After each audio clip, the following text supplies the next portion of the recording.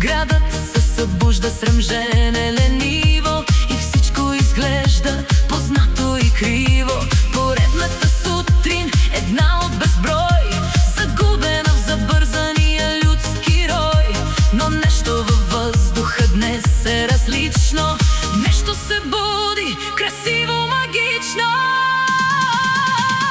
Днес е цветница в сивия свят и всяко цвете е тих, ярък цитат пробива асфалта, не пита кога.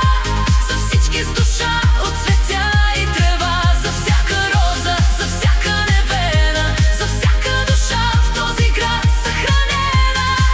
На онез, дето цъфтят напук на бетона, там където не важи на скуката закона.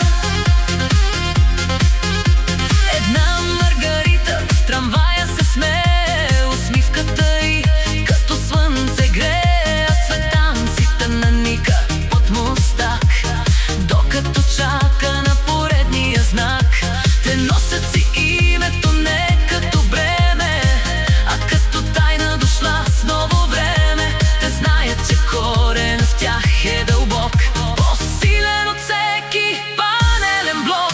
Теменуга носи цвят на ранна пролет, спомен от двора за детския полет. Ива се вие, стройна и нежна, сред камена пустош тя носи надежда. Калина пази своя ярък пламък, за да стопли дори най-студения камък. Те са живия пулс под кората на града, надежда покълнала от кал и вода.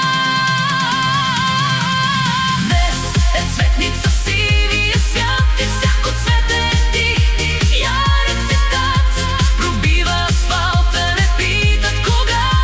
За всички с душа от цветя и трева, за всяка роза, за всяка невена, за всяка душа в града съхранена.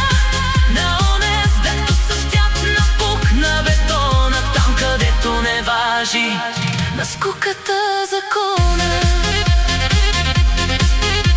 Ръцете си стискаме клонки от върба, не просто традиция, тиха борба.